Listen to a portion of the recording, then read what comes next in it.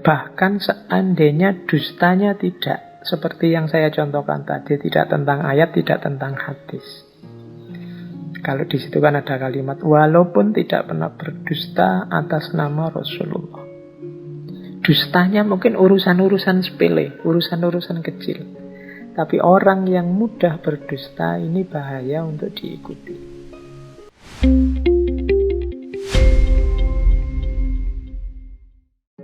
Oke, bismillah. Assalamualaikum warahmatullahi wabarakatuh. Oke. Baik, kita lanjutkan. Nah, ini nasihat dari Imam Malik tentang ilmu juga. Katanya Imam Malik, ilmu tidak boleh diambil dari 4 orang. Yang pertama, orang bodoh yang nyata kebodohannya. Yang kedua, sohibul hawa, pengikut hawa nafsu, yang mengajak agar mengikuti hawa nafsunya. Yang ketiga, orang yang suka berdusta dalam berbicara, meskipun dia tidak pernah berdusta atas nama Rasulullah Shallallahu Alaihi Wasallam. Yang keempat, orang yang soleh dan mulia yang tidak tahu apa yang ia sampaikan. Tadi kan di depan ada nasihat, perhatikan dari siapa engkau mengambil agamamu. Dari siapa engkau mengambil ilmu tentang agama. Nah, di bagian ini Imam Malik memperjelas lagi dari siapa sih yang tidak boleh itu. Katanya Imam Malik, hindari 4 orang. Jangan belajar dari 4 orang ini. Yang pertama, orang bodoh yang nyata kebodohannya. Yo, kalau sudah jelas orang ini bodoh, mungkin kalau diterjemah dalam bahasa Indonesia bodoh itu rasanya agak kasar ya. Yo, pokoknya orang yang tidak ngerti, orang yang bukan ahlinya. Yo, kalau memang bukan ahlinya jangan diikuti. Itu analoginya orang bodoh itu ya orang yang tidak ngerti, orang yang bukan ahlinya. Ya tidak usah diikuti orang yang bukan ahlinya. Kalau tentang fikih ya ikut ahli fikih. Kalau tentang filsafat diikuti ahli filsafat. Kalau tentang akhlak belajar dari orang yang para ulama yang ngerti akhlak.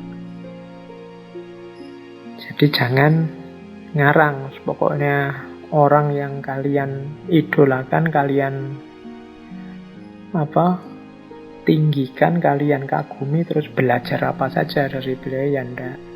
Ya dipelajari sesuai dengan keahlian beliau. Jadi jangan belajar dari orang yang enggak ngerti, yang nyata ketidakngertiannya. Itu yang pertama. Ini kadang-kadang kita itu jadi enggak kritis kalau egonya main. Misalnya karena kelompokku, karena grupku, karena dosenku, karena temanku, karena idolaku. Ini membuat kita tidak kritis. Tapi tetap kalau kita ingin belajar sesuatu, ya harusnya dari ahlinya. Itu yang pertama. Yang kedua, jangan belajar atau mengambil ilmu dari sohibul hawa. Orang yang disetir, dikendalikan oleh hawa nafsunya.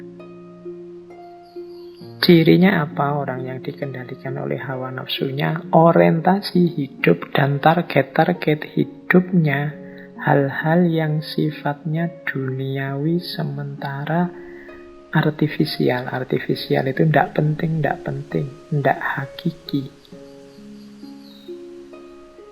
Jadi sohibul hawa itu ya targetnya tidak akan jauh-jauh. Misalnya dari harta, tahta, kehormatan duniawi, dan yang sejenis itu. Pujian, kekaguman orang, itu ciri-ciri sohibul hawa. Ingin memamerkan ilmunya, ingin memamerkan ketinggian wawasannya, ingin dipuji orang tentang kepandaiannya, dan yang sejenis itu. Itu juga cirinya sohibul hawa. Kalau ada orang jenis ini, hati-hati, kalau bisa tidak usah mengambil ilmu dari orang jenis ini. Karena orang-orang semacam ini biasanya yang disampaikan adalah yang sesuai dengan kepentingan dan ambisinya. Kalau ada hal-hal yang tidak cocok dengan kepentingan dan ambisinya, dia loncati. Kadang yang jelek-jelek pun karena dia pinter, dia carikan dalilnya. Dalil yang cocok dengan nafsu dan ambisi yang sudah dia target. Makanya hati-hati. Kalau sama orang bodoh tadi kan lebih mudah identifikasinya. Kalau sohibul hawa ini melihatnya tidak pada ilmunya, tapi pada karakternya. Yang diomongkan mungkin benar, mungkin ada dalilnya, tapi melihat betapa ambisiusnya dia, betapa dia diliputi oleh hasrat hawa nafsu, ingin enak sendiri, ingin sukses sendiri, egois. Nah, harus kita mundur sebentar, hati-hati. Jangan-jangan kebenaran yang dia sampaikan itu sudah dipotong-potong, direduksi sesuai keinginan dan ambisinya. Yang ini kadang-kadang harus hati-hati. Kalau dalam dunia filsafat ada istilah kaum sofis. Kaum sofis ini karena dia pinter, kalau ngomong ya mengagumkan banyak orang, logis, rasional, masuk akal. Orang biasa tidak bisa berpikir seperti itu. Cuma kaum sofis ini dikenal oportunis. Jadi dia tergantung siapa yang bayar, tergantung siapa yang ngontrak, kebenaran bisa diatur. Jadi kebenaran bisa diatur itu argumen bisa dipilih-pilih.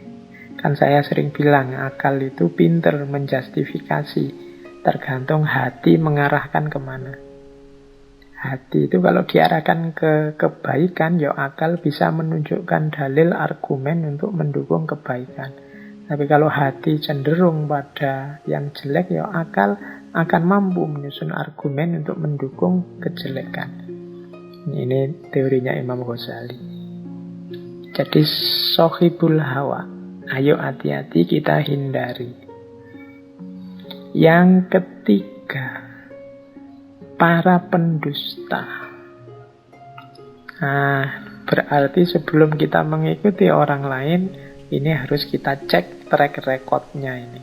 Ini ternyata para pendusta, jangan diikuti. Ya kalau para pendusta kan khawatirnya dia berdusta, bohong. Maksudnya ayat sebenarnya ini dipelintir jadi itu. Ini para pendusta. Maksudnya hadis ini A, tapi untuk kepentingannya maksudnya dibelokkan jadi B. Para pendusta. Bahkan seandainya dustanya tidak seperti yang saya contohkan tadi, tidak tentang ayat, tidak tentang hadis. Kalau di situ kan ada kalimat walaupun tidak pernah berdusta atas nama Rasulullah. Dustanya mungkin urusan-urusan sepele, urusan-urusan kecil. Tapi orang yang mudah berdusta ini bahaya untuk diikuti. Tidak sibuk bilang sibuk. Nah ini terus bohong. Sudah makan, bilangnya belum makan, atau sebaliknya. Ini kan sebenarnya jujur tidak apa-apa, tapi kadang-kadang kita milih bohong. Kemudian tidak masuk, bilang masuk. Jenis-jenis ini kan bohong sederhana sekali. Tiap hari mungkin kita lakukan secara tidak sengaja, tapi kalau dibiasakan dia menjadi karakter, membuat diri kita tidak terpercaya.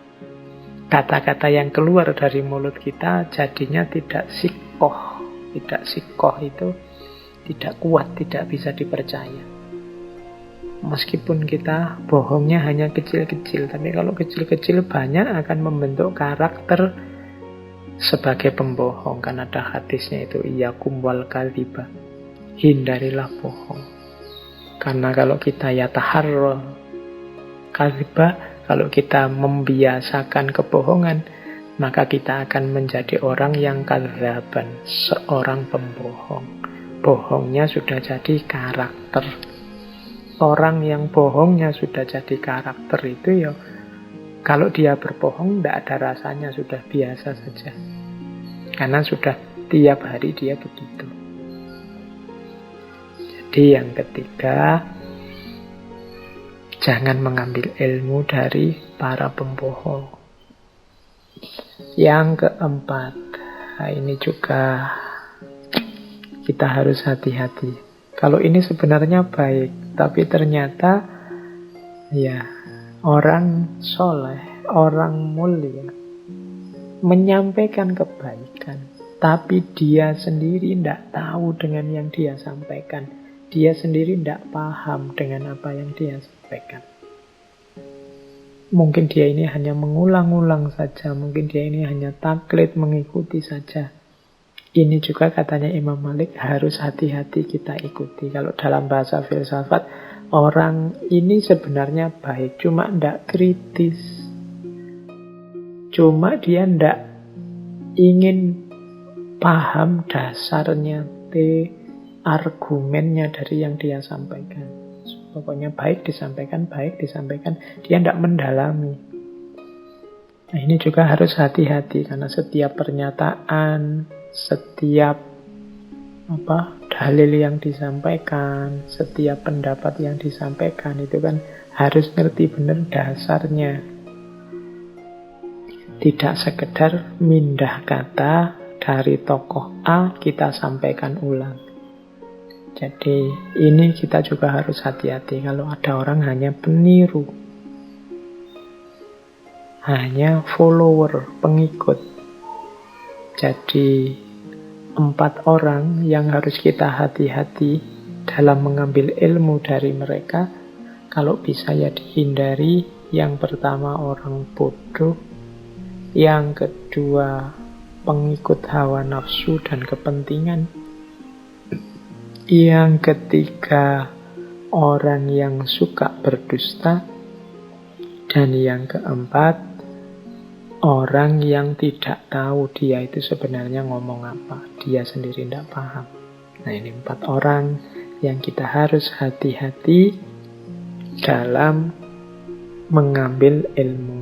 Karena tadi ya, ini katanya Imam Malik di atas tadi loh, ini urusan agama, maka hati-hati dari siapa engkau mengambil agamamu.